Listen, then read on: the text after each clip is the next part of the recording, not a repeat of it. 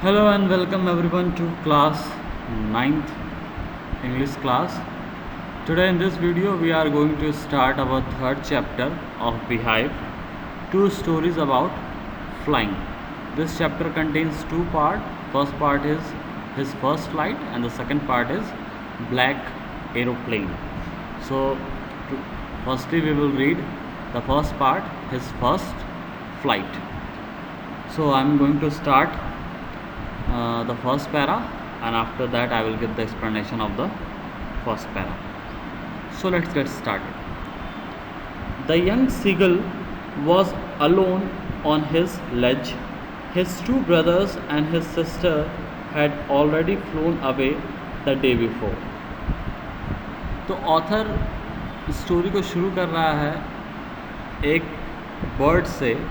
उस बर्ड, कौन सी बर्ड है वो? Seagull bird. सीगल एक ऐसी चिड़िया होती है जो कि नदी के आसपास रहती हैं, जिनके पैर छोटे होते हैं, विंग्स जो है वो लंबी होती हैं और वाइट और ग्रे कलर के उनके फेदर्स होते हैं. ऐसे बर्ड को हम सीगल बोलते हैं. तो ये जो स्टोरी है ये सीगल की है जो कि अपनी पहली फ़्लाइट, अपनी पहली उड़ान वो करने जा रही है और अपनी पहली फ़्लाइट के लिए वो बहुत ज़्यादा अफ्रेड है, बहुत ज़्यादा डर रही है. और वो उड़ना चाह तो रही है, लेकिन उड़ने का जब वो प्रैक्टिस करती है तो उस वक्त उसको बहुत ज़्यादा डर लगता है.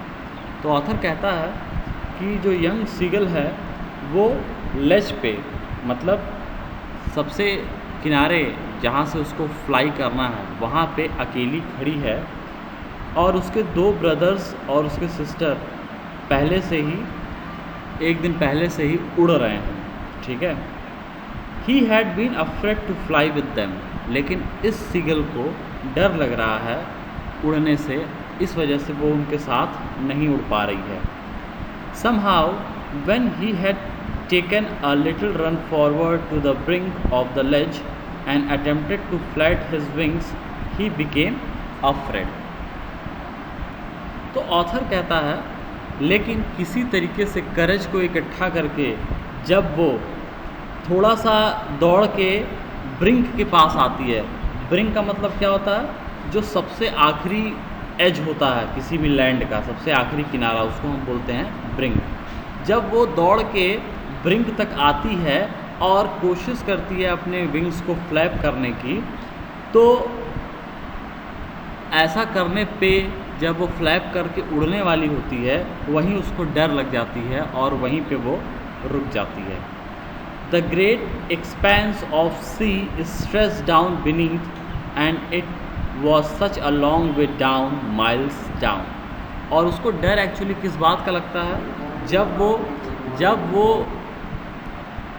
वो ग्रेट एक्सपेंस को देखता है. ग्रेट एक्सपेंस का मतलब, ग्रेट एक्सपेंस ऑफ सी का मतलब क्या है? एक्सपेंस मतलब होता है कोई बहुत ही वाइड एरिया जो कि कंटिन्यूड हो, जारी हो. तो जैसे सी है, बहुत चौड़ी सी थी नीचे उसके और वो बहुत लंबा कंटिन्यू हुई थी. तो उसको देखने के बाद जो है, जो नीचे उसके सी थी जो बहुत ही वाइड एरिया में थी, उसको देखने के बाद उसको बहुत ज़्यादा डर लग जाता था और इस वजह से वो रुक जाती थी. He felt certain that his wings would never support him. और उसको ऐसा लगता था कि जब वो उड़ना शुरू करेगी तो उसके पंख जो है उसका साथ नहीं देंगे और वो नीचे गिर जाएगी. So he bent his head and ran away back to the little hole under the ledge where he slept at night. तो इस वजह से वो किनारे जाने के बाद अपने सर को झुकाती और वापस से उस छोटे से होल की तरफ बढ़ जाती, लेज के अंदर, जहाँ पे वो रात में सोती थी और वो दौड़ नहीं पाती थी. Next, we were moving to the next para. Even when each of his brother and his little sister, whose wings were far shorter than his own, ran to the brink, flapped their wings and flew away, he failed to muster up courage to take the plunge which appeared to him so desperate. Author कहता है कि यहाँ तक कि जब उसके भाई और उसकी छोटी बहन जिनके पंख बहुत ज़्यादा छोटे थे, किसके कंपैरिजन में, इस सीगल के कंपैरिजन में जो उड़ नहीं पा रहा है, वो ब्रिंक तक दौड़ते थे और दौड़ के अपने विंग्स को फ्लैप करते थे और उड़ जाया करते थे।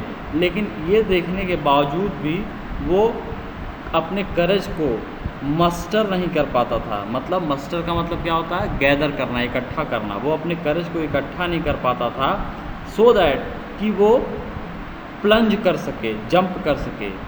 और ये देखने के बाद कि मेरे ब्रदर एंड सिस्टर किस तरीके से उड़ रहे हैं, ये देखने के बाद भी उसके अंदर साहस नहीं होता था और वो जंप नहीं ले पाता था।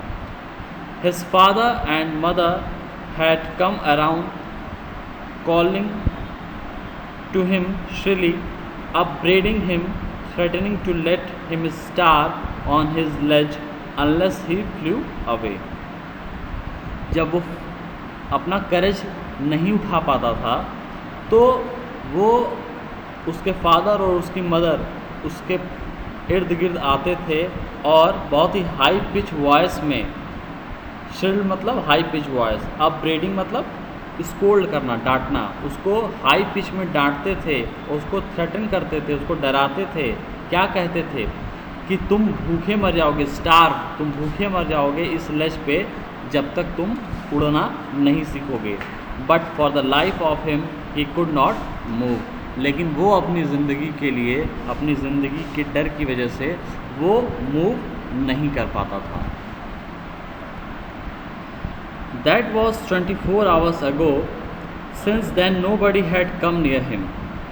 अब ऑथर बताता है कि करीब 24 घंटे बीत चुके थे और अब तक उसके पास कोई नहीं आया था।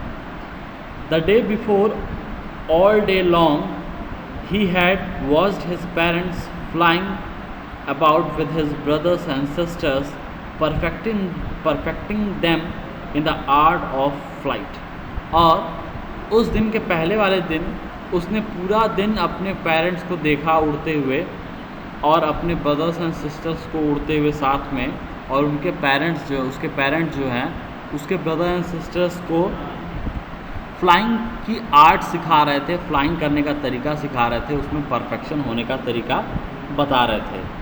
Teaching them how to skim the waves and how to dive for fish, उनको सिखा रहे थे कि किस तरीके से जो है मछलियों को पानी में से पकड़ना है। He had in fact seen his older brother catch his first herring and devour it. और उसने ये भी देखा कि अपने भाई को उसने पहली बार एक सॉफ्ट फिन्ड सी फिश को पकड़ते हुए उसने देखा और उसने पकड़ने के बाद उसको डिवोर कर लिया, उसने तुरंत उसको खा लिया। Standing on a rock while his parents circled around raising a proud cackle. तो जब उसने फ़िश को पकड़ के खा लिया तो उसके पेरेंट्स जो है उसके किनारे किनारे सर्कल में खूब ज़ोर ज़ोर से लाउड वे में उसको जो है हंस रहे थे, उसको प्रेज़ कर रहे थे। कैकल मतलब क्या होता है, लाउडली लाफ करना, तो उसको प्रेज़ कर रहे थे और हंस रहे थे। And all the morning the whole family had walked about on the big plateau midway down the opposite cliff, taunting him with his coward eyes. और उसके बाद पूरी फैमिली जो है मॉर्निंग में एक बड़े से प्लेटू की तरफ मूव कर जाती है और मूव करने के बाद उसको टॉन्ट कसती है, उसको चिढ़ाती है, उसको एक तरीके से पेरेंट्स जो है नेगेटिव बोल के उसको इंकरेज करना चाह रहे थे और ये कहते हैं उसको चिढ़ाते हुए कि तुम कावर्ड हो, तुम डरपोक हो, तुम्हारे पास हिम्मत नहीं है। ये सारी चीज़ें इसलिए हो रही थी सो दैट उसके अंदर करेज आए और वो भी जो है अपनी फ़्लाइट ले सके, अपनी फर्स्ट फ्लाइट ले सके। So this is all for today. We will do the rest chapter in the next video. Thank you.